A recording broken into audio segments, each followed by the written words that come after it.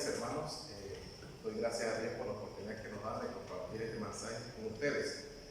Para esta mañana, para este tiempo, vamos a buscar Efesios capítulo 4, versículo 3. Efesios 4, 3 dice: hasta que todos lleguemos a la unidad de la fe y del conocimiento del Hijo de Dios, a un varón perfecto, a la medida de la estatura de la plenitud de Cristo. Esta palabra es muy importante para nosotros, ¿verdad? Como hijos e hijas de Dios. ¿Por qué decimos que es tan importante toda la palabra? En este caso, porque nosotros tenemos que prepararnos para este presente y nos preparamos también para el futuro. Por eso decimos, ¿verdad? Usted y yo necesitamos saber esto, que la palabra de Dios, ¿verdad? Nos dice que hasta que todo varón, ¿verdad? Todos los hijos y las hijas de Dios lleguemos hasta la unidad y la unidad, ¿verdad? En la fe, que es en Cristo Jesús, y en el conocimiento. Es importante que nosotros conozcamos, ¿verdad?, al Hijo de Dios. ¿Quién es Jesús? ¿Quién es Cristo? ¿Verdad? Nosotros necesitamos conocer esto. Entonces, tener la fe por la gracia de Dios. Si tiene estas cosas, ¿verdad? Usted y yo tenemos, ¿verdad?, esta unidad en el Hijo de Dios, y tenemos esa fe, ese conocimiento allí, entonces nosotros no podemos, ¿verdad?, fracasar. No vamos a fracasar. ¿Por qué? Porque en 2 Timoteo, capítulo 2, 2 Timoteo 3, 15, dice así la palabra del Señor de la siguiente manera. 2 Timoteo 3, 15, dice así la palabra del Señor: y que desde la niñez has sabido las sagradas escrituras, las cuales te pueden hacer sabio para la salvación por medio de la fe que es en Cristo Jesús. Toda la escritura es inspirada por Dios y útil para enseñar, para redarguir, para corregir, para instruir en justicia, a fin de que el hombre de Dios sea enteramente perfecto, ¿verdad?, para toda buena obra de Dios. Entonces, nosotros como hijos de Dios necesitamos, ¿verdad?, estar dentro de los tres hoy. Usted me preguntará: pastor, ¿cuáles son los tres hoy? Es la palabra, número 1, 2, la oración, y 3, el evangelismo. Ahí debe estar mi vida de fe. Mi vida de fe debe estar en solo la palabra de Dios. Debo estar en esa corriente de la palabra de Dios. Debo permanecer en la oración creyendo que cuando lloro yo recibo respuesta. Estoy en el evangelismo porque es el deseo de Dios poder salvar a las almas. El deseo de Dios es que nosotros, ¿verdad?, estemos con ese amor, ¿verdad?, que tengamos esa pasión por salvar las almas. El que no está aquí entonces en la palabra y la oración, en el evangelismo, déjeme decirle, yo creo que no puede funcionar, porque el deseo de Dios está allí. Todo va a cambiar solo con la palabra de Dios. Hebreos 4:2 dice que la palabra de Dios es viva y es eficaz y más cortante que toda espada doble filo. Entonces, el campo necesita algo. ¿Qué necesita el campo? El campo está, como sabemos, está muriendo. Entonces necesita la palabra de Dios. El campo necesita la palabra de Dios para que haya un cambio, como dice 2 Corintios 5:17, de modo que si alguno está en Cristo, nueva criatura, las cosas viejas han pasado. Entonces los hijos y las hijas de Dios, ¿verdad?, debemos tomar la palabra de Dios. Debo tomarla como una promesa. La palabra de una promesa para cada uno de nosotros. La oración, una promesa. El evangelismo, como una promesa. Todos los hijos de Dios necesitamos esto. ¿Por qué? Porque si yo estoy en la palabra y estoy en la oración, yo no necesito esforzarme. Si yo no estoy ahí, entonces yo hago toda la obra de Dios, ¿verdad? La voy a hacer con mi esfuerzo, con mis métodos, ¿verdad?, con mis programas. Entonces voy a vivir un ministerio pastoral, voy a vivir un ministerio, ¿verdad?, con la iglesia, cansado, porque me estoy forzando. No entiendo entonces que Dios lo hace. En toda la palabra desde Génesis hasta Apocalipsis vemos que Dios hace la obra, Dios hace el evangelismo, Dios llama a la persona y Dios nos insta, nos anima, ¿verdad?, a hacer la obra de Él. Entonces nuestra vida de fe, ¿verdad?, es conocer el secreto de qué, de Cristo. Es importante eso, ¿verdad? Y ver, ¿verdad?, que nadie más tiene la salvación. Pedro lo pudo ver. Entonces nosotros le dijimos esta hora, ¿verdad?, que yo debo conocer, tener el conocimiento del Hijo de Dios, a llegar a la unidad, que debemos estar unidos en una sola fe, en un solo mensaje. Es importante que usted vea tres cosas, quiero decirle hoy. Es importante que veamos el mensaje, el mensajero y el campo. El mensajero, ¿qué mensaje tiene? Para mí es muy importante el mensajero, porque necesito ver el mensaje que él tiene para darle al campo que está sufriendo y está muriendo. Entonces, si usted y yo tenemos esto, vuelvo y le repito, no vamos a fracasar. Amén, no podemos fracasar. No es con nuestra fuerza. Por eso la iglesia primitiva lo reconoció en Hechos 1:14. ¿Cómo estaban ellos en Hechos 1:14? Dice que todos estaban unánimes, juntos. ¿En qué? En oración. Ellos estaban, ¿verdad?, amenazados de muerte. Ellos tenían toda la persecución, pero no vieron eso. Ellos vieron el estado espiritual del campo. El verdadero problema de nuestros países es espiritual. El verdadero problema de las personas, del político, del empresario, del analfabeta, del pobre, ese problema es espiritual. ¿Y quién puede solucionar ese problema? El campo, ¿verdad?, que está allí, ignorante, ¿verdad?, de los 6 estados del no creyente. Entonces yo debo conocer esto, ¿verdad? Los 6 estados del no creyente, que no conocen, están en Juan 8:44. Suena duro, pero lo dijo Jesús. Vosotros sois de vuestro padre el diablo, lo deseo de él, ¿queréis qué? Hacer. Y él ha sido homicida desde el comienzo. No hay verdad en él, solo hay mentira. El hombre está en idolatría, adora todo menos a Dios. Se ha levantado todo tipo de objetos para adorarlo, para rendirle culto, ¿verdad? No a Dios, sino a estos objetos. Entonces, es importante que también esto produce entonces un problema mental, un problema, genera problemas físicos y todo esto, y más, ¿verdad? Los 6 estados, ¿verdad?, no creyentes. Entonces, aquí está el mundo, ¿cómo? El mundo está aquí atrapado, el mundo está aquí controlado, ¿verdad? Aquí está la sociedad controlada por Satanás, atrapada por el pecado, ¿verdad?, y separada de Dios. Pero también la iglesia, los hijos y las hijas de Dios, debemos conocer las 7 bendiciones. ¿Cuáles son las 7 bendiciones del Hijo de Dios? El Hijo de Dios, ¿verdad?, cuando acepta al Señor Jesucristo, recibe, ¿verdad?, la promesa de Dios, que es el Espíritu Santo. El Espíritu Santo entonces le guía. El Espíritu Santo ora en el Hijo de Dios. Y el Espíritu Santo da respuesta cuando el creyente ora, tiene respuesta. Entonces, el creyente necesita, el Hijo de Dios, reconocer sus 7 bendiciones, que es su identidad. Es hijo de Dios.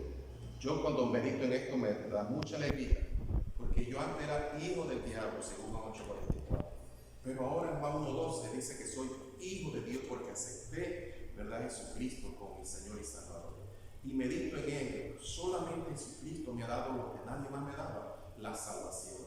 Salvó mi vida, ¿verdad? Entonces vivo agradecido todos los días. Yo le doy gracias a Dios por tener estas 7 bendiciones. Son muchas que están en la Biblia, pero podemos mencionar 7 en esta mañana. Entonces, yo necesito, ¿verdad?, creer, saber que nunca más va a ocurrir esto, que nunca más va a ocurrir. Cristo ya nunca más va a morir, ¿verdad? Ya Cristo murió una vez para siempre. Cristo resucitó una vez para siempre. Cristo sufrió una vez también, ¿verdad?, y resucitó conforme a la Escritura. Entonces, todo el núcleo de la Biblia, desde Génesis a Apocalipsis, habla acerca de quién, de Cristo. Cristo el Mesías, el ungido de Dios, que vendría, ¿verdad?, a aplastar la cabeza de Satanás, según Génesis 3:15, ¿verdad? Él tenía que ser el verdadero profeta, el verdadero sacerdote, el verdadero rey. Entonces doy gracias a Dios por Juan 14:6. Jesús dijo: yo soy el camino. ¿El camino para qué? Para salir de Satanás y para llevarme al encuentro con Dios. ¿Dónde estoy entonces? Por la gracia de Dios que envió a Cristo, hoy yo estoy, ¿verdad?, en Génesis 1:27. Cristo ha restaurado toda mi vida. Según de Corintios, como le digo antes, de modo que si está en Cristo, nueva criatura es. Solamente a través de Jesucristo nosotros podemos tener este nuevo estado. Entonces, nosotros mirando el campo, ¿verdad?, que está, ¿qué voy a yo decirle al campo? ¿Qué ¿qué voy yo a predicar? Entonces yo debo saber que Dios me ha dado la respuesta en Jesucristo. Dios me ha dado la solución en Jesucristo. El creyente debe conocer muy bien este pasaje, Mateo 16, 16. También aquí quiero hacer un pequeño, ¿verdad?, alto y que veamos. Yo antes no miraba Mateo 16, 16. Tampoco entendía Mateo 16 del 13 al 14.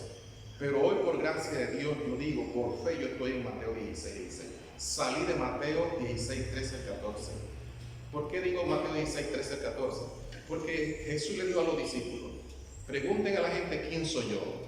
Y ellos salieron, ¿verdad?, a hacer esta tarea. Y regresaron y les dieron la respuesta al Señor. Algunos dicen, no, dicen que tú eres Juan el Bautista, que tú eres Jeremías, que tú eres Elías, que tú eres un profeta. Pero ninguna de las personas, ¿verdad?, conocía quién era Jesús.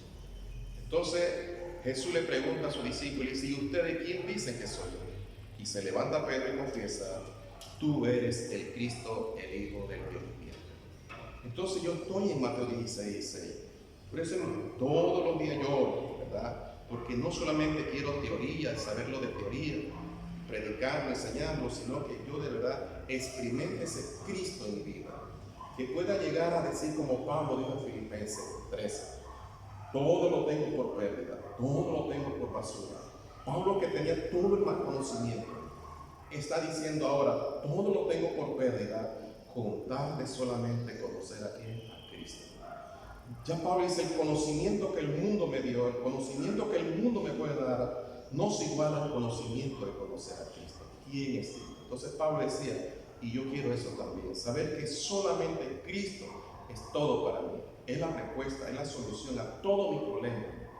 A los problemas que nadie me le podía dar respuesta, solamente Jesucristo me solucionó ese problema. ¿Qué problema?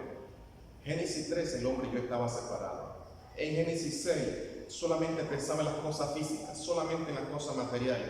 Y vivió oprimido hasta aún en el ministerio pastoral. Cuando estaba en el ministerio pastoral y no entendía este pasaje, ¿verdad?, también hacía el ministerio con esa carga. Pero hoy disfruto. No pienso si la iglesia es grande, si la iglesia es chica, si la iglesia es mediana. Eso no es mi preocupación. Mi preocupación es saber que solamente Jesucristo es la respuesta y la solución al problema espiritual.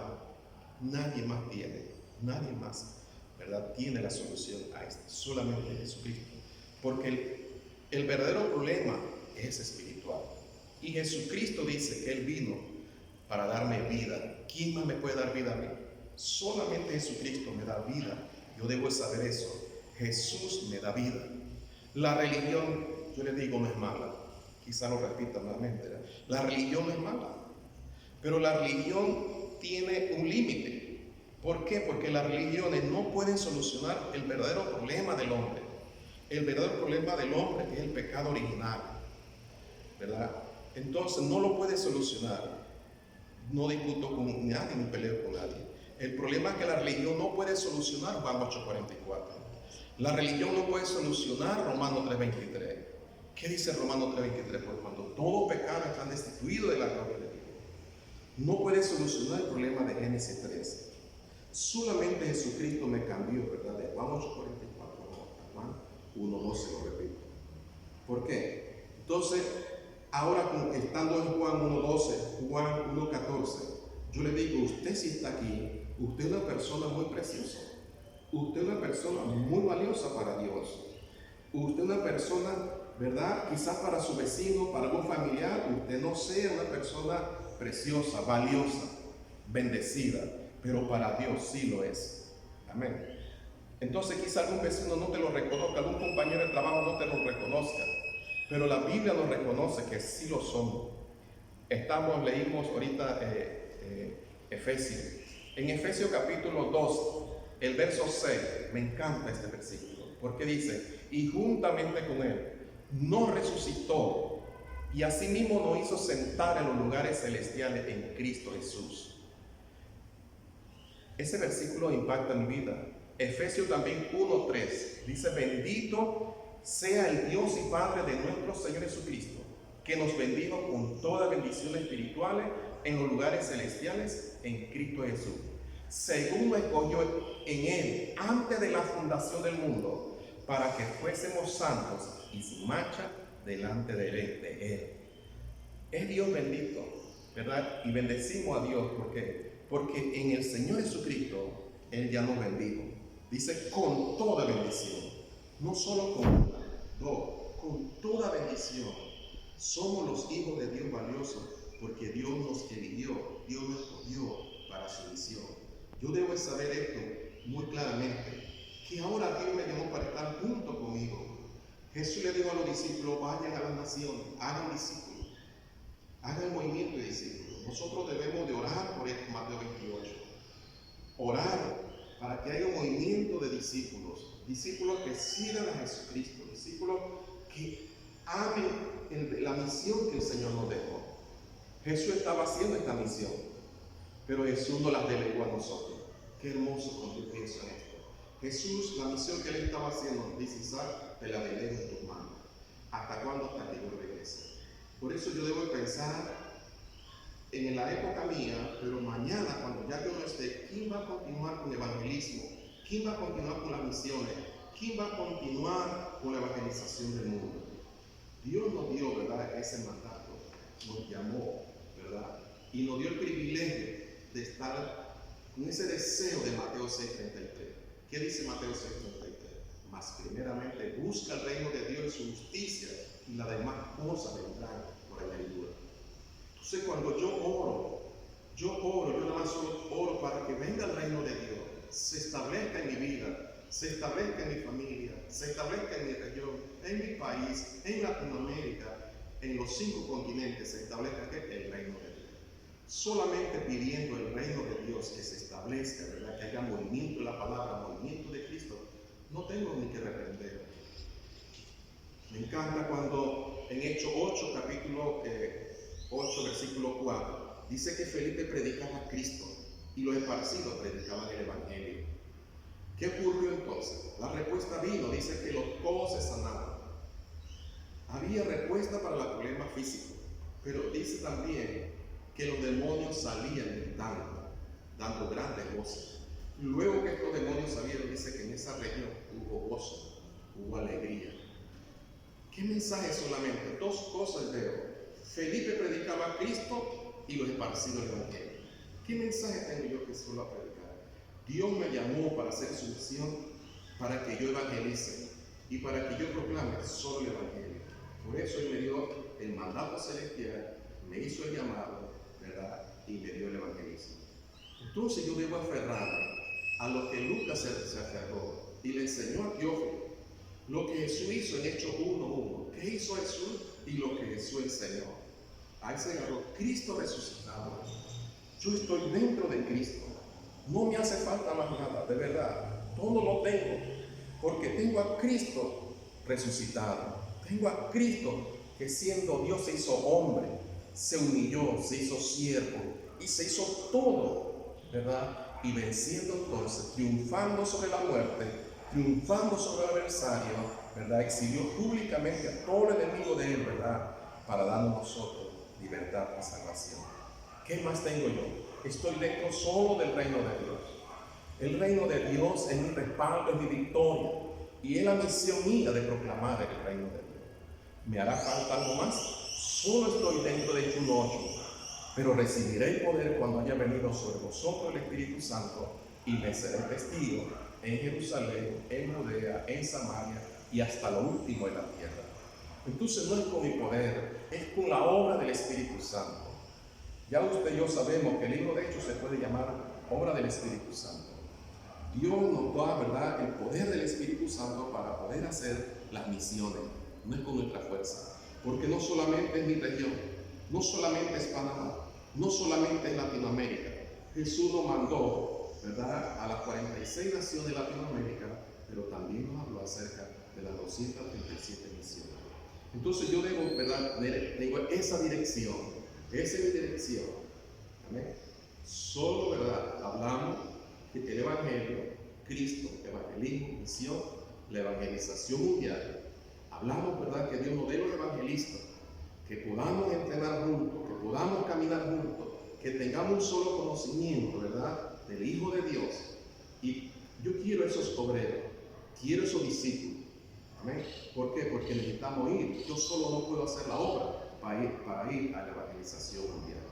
Entonces, en esta hora, quiero decir, mirando a Isaac, el hijo de Abraham, usted sabe que Isaac va con el pacto también de su padre Abraham. Dice que Abraham se aferró a la palabra del pacto de Dios en Génesis 12. Dios le dice a Abraham, Abraham, el que te bendice, yo lo voy a bendecir. Abraham, el que te maldice, yo lo voy a maldecir. Pero ¿por qué será? ¿Por qué será que Dios le da esa promesa a Abraham? ¿Sabe por qué? Porque Abraham había abrazado la evangelización mundial. Cada vez que yo abrazo como el Hijo de Dios, ¿verdad? La iglesia, el pastor, abraza evangelismo, misión y evangelización mundial. Esa es la dirección. Dios empieza a bendecirnos. Dios es el que nos bendice a nosotros. ¿Para qué? Para que hagamos la misión de Él. Esa es mi dirección ahora. No tengo otra dirección. Solamente evangelismo, misión y la evangelización mundial. Ahí está todo. Entonces necesitamos a los niños. Pero los niños, ¿verdad? Que necesitan también estar aferrados al movimiento de la palabra. Que nuestra generación, nuestros hijos, puedan estar en el movimiento de la palabra. Que ellos puedan recibir la guía de Dios. Lo importante, ¿verdad?, que nosotros recibamos la guía de Dios. Es muy interesante que nosotros lo podamos ver. Los hijos y las hijas de Dios deben aferrarse a la palabra de Dios. Y que ellos vean que a través de la palabra ellos reciben fuerza. Ellos reciben respuesta a través de la palabra. Que Dios cumple su palabra. Dios no dice, todo hombre es mentiroso, pero Dios es verdad. Si usted está en la palabra, si usted está en Cristo, no tiene otra necesidad. No necesita otra cosa. No necesita hacer otra cosa. Usted lo tiene todo allí. Ahí está nuestra vida de fe. Amén. Entonces nosotros, ¿verdad? 1 Corintios 1:18 dice que porque la palabra de la cruz es locura a los que se pierden, pero los que se salvan es poder de Dios. No importa que te digan loco, fanático, no importa. No importa eso. La iglesia primitiva fue criticada, fue murmurada, pero ellos se aferraron a la palabra de la cruz. Ellos sabían, ¿verdad?, que solamente no es a través de María ni de otra persona que podemos recibir la salvación, sino solamente a través de Cristo. Y así podemos nosotros entonces, con ese evangelio, ¿verdad?, con la palabra de Dios, podremos conquistar aquí a Latinoamérica. ¿Qué necesita entonces la iglesia? La iglesia necesita fuerza. ¿La fuerza para qué? Para salvar a los niños de las escuelas, salvar a los jóvenes de las universidades, salvar a los empresarios, salvar a las personas que deambulan por las calles, personas que no tienen, ¿verdad?, esperanza. ¿Quién le tiene que hacer respuesta? Es la iglesia. Por eso la iglesia necesita fuerza. La iglesia necesita, ¿por qué? Porque es la iglesia la que tiene que proclamar la vida. ¿Quién es la vida? Jesucristo. En Isaías 6:8, ¿verdad? Isaías escuchó cuando Dios dijo, ¿quién irá por nosotros? ¿Y qué dijo Isaías? Envíame a mí. Envíame a mí. Entonces, esa debe ser mi oración, que Dios me envíe a mí. Me envíe a mí a hacer su misión. Que el Hijo de Dios, la hija de Dios, debe, ¿verdad?, conocer que Dios, ¿verdad?, es el que es nuestro Padre. Y sabiendo que Dios es mi Padre, ¿verdad?, y que está junto conmigo, entonces yo debo ir a donde? Al campo. Dice Marcos 3, 14 al 15. Dice que Él estableció a 12 para estar junto con ellos. Fue el Señor, ¿verdad?, que nos escogió para estar junto con ellos. Es lo primero que yo debo. El evangelismo empieza conmigo. Soy la primera persona evangelizada. Entonces, mi iglesia, ¿qué es lo que yo debo anhelar? Que los jóvenes en la universidad de mi iglesia hablen solo del evangelio. Que los jóvenes en las escuelas primarias y secundarias, ¿qué deben de hablar mis jóvenes? Deben de hablar solo el evangelio. Mis hermanos en la iglesia, ¿verdad?, que trabajan en los talleres o en su compañía de trabajo, donde quiera que estén, hablen solamente del evangelio. Pero para que ellos hablen y yo hable solo el evangelio, yo necesito entonces primeramente recibir sanidad. ¿Por qué? Porque yo necesito disfrutar de mi identidad. Yo necesito disfrutar de la oración. Yo necesito disfrutar de la palabra. Yo necesito disfrutar que soy el Hijo de Dios. Debo caminar con mi frente en alto. Soy el Hijo de Dios. Y que yo recibo sanidad. Sanidad, ¿verdad? La recibo a través de la palabra de Dios. ¿Y cuál es la sanidad más importante? La sanidad es el día que yo me encontré con Dios nuevamente. Y eso a través ¿de qué? Del Señor Jesucristo. Empezó mi sanidad espiritual. Por eso confesamos entonces, como una conclusión en esta mañana, en este tiempo, ¿verdad? Que yo debo grabarme Mateo 16 de eso. Mateo 16, 16. Jesús es el Cristo. Jesús es el Evangelio. Y solo el Evangelio es que necesita Panamá, necesita Costa Rica, necesita Nicaragua. Solo el Evangelio. Porque solo el Evangelio soluciona los 12 problemas y salva esa vida. Por eso, aunque los filisteos le tapaban los pozos, le echaban piedra, madera, todo se lo tapaban, Isaac nunca peleaba. ¿Por qué Isaac nunca peleaba? En esta conclusión usted debe saber que Isaac nunca levantó su mano para pelear con los filisteos, porque él sabía que él era fuente de bendición. Hoy en esta mañana, en este tiempo, usted debe saber que en medio del culto somos los únicos que podemos darle culto a Dios, porque nosotros somos fuente de bendición para nuestra familia, somos fuente de bendición para los compañeros de trabajo, somos fuente de bendición para todos. Amén. Creemos eso, creemos, ¿verdad?, que solo el Evangelio soluciona los 12 problemas que el campo está sufriendo, los 12 problemas fundamentales que el campo está. Solamente usted y yo somos los evangelistas. No podemos morir. ¿Por qué no podemos morir? Porque somos la persona que tenemos el tesoro más grande, el Evangelio.